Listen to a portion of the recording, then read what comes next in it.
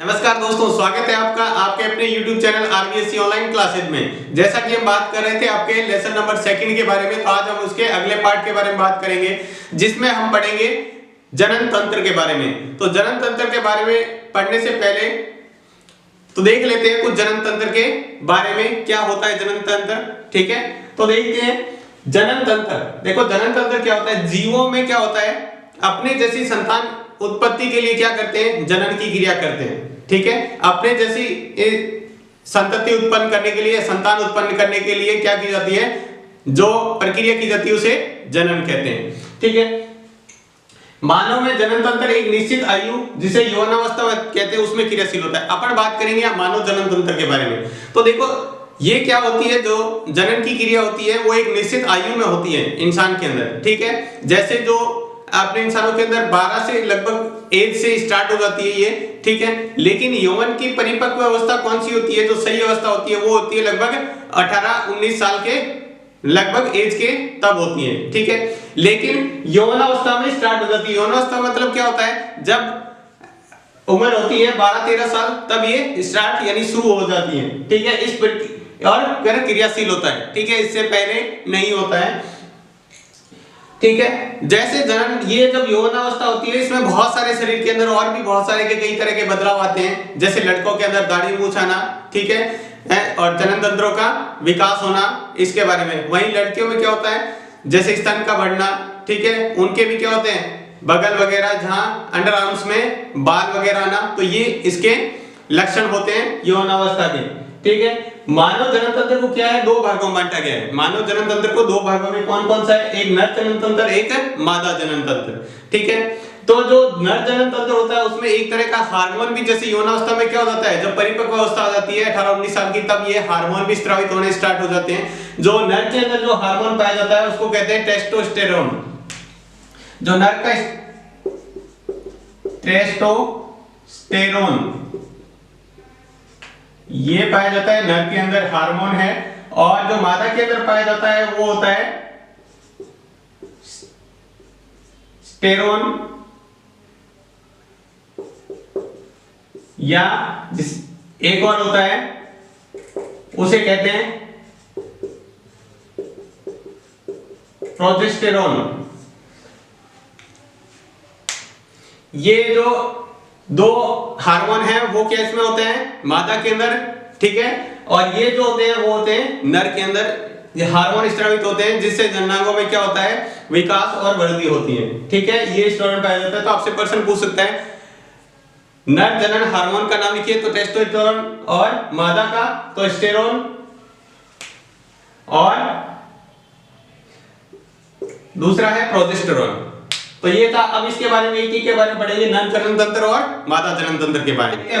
पहला नर जनन तंत्र के बारे में। तो देखो नर जनन तंत्र को 2 भागों में बांटा जाता है, प्राथमिक लैंगिक अंग और द्वितीयक लैंगिक अंग। प्राथमिक लैंगिक अंग में कौन से आते हैं, वो छोटे अंग होते हैं जो क्या है, या तो लैंगिक कोशिकाओं या फिर युग्मकों का निर्माण करते हैं।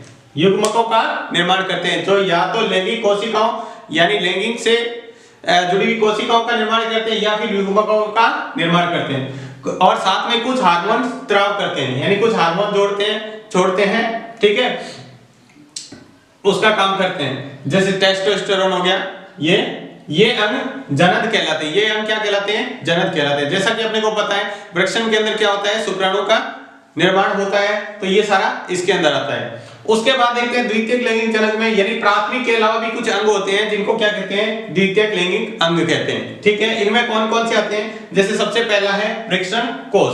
तो देखते हैं वृषण कोष में क्या होता है, यह वृषण को स्थिर रखने, यानी वृषण को एक जगह स्थिर रखने, शुक्राणु निर्माण के लिए आवश्यक तथा ताप को नियंत्रित करता है। ये क्या करता है, देखो वृषण को एक जगह स्थिर रखने का काम करता है। दूसरा क्या करता है, शुक्राणु निर्माण के लिए कम ताप की, शरीर के अंदर अपना तापमान होता है वो थोड़ा ज्यादा होता है, जिसको अपन कहते हैं 97 फ़ारेनहाइट। उससे क्या होता है, कम ताप की जरूरत होती है शुक्राणु निर्माण के लिए।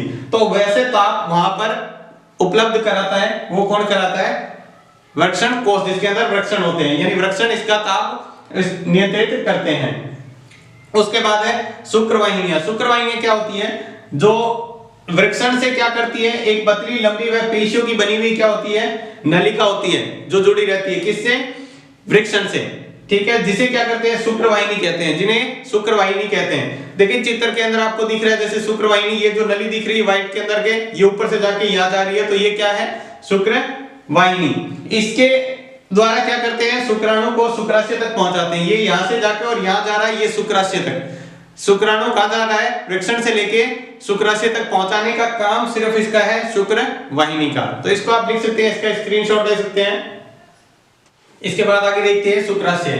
यह क्या होता है, पेशियों की बनी थैलीनुमा संरचना होती है। पेशियों की बनी होती है जो थैलीनुमा संरचना होती है, जिसको शुक्राशय कहते हैं। इसमें क्या होता है, शुक्राणु एकत्रित होते रहते हैं।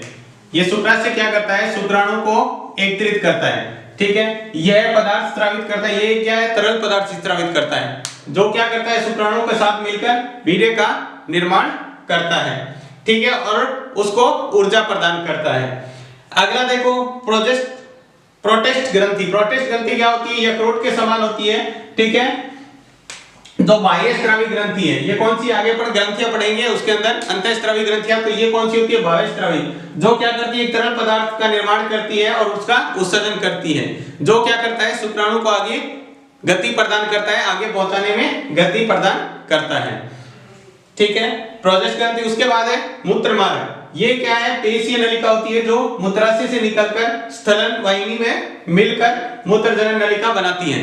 तो देखो चित्र में आपको दिख रहा है, चित्र में देखेंगे तो आपको ये दिखेगा, ये स्थलन नलिका वाहिनी होती है जो क्या करती है, मूत्रजनन नलिका बनाती है। इसमें से होकर मूत्र शुक्राणु और प्रोटेस्ट ग्रंथि आदि स्राव बाहर निकालते हैं। इससे क्या होता है, मूत्र शुक्राणु और प्रोटेस्ट बाहर निकलते हैं इससे।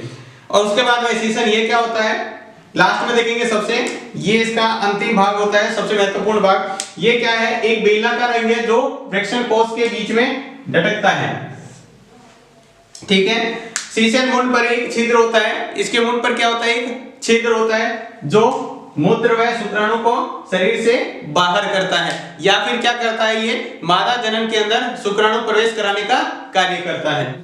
ये था नर जनन तंत्र के बारे में। आप इसको लिख सकते हैं, इसका स्क्रीनशॉट ले सकते हैं।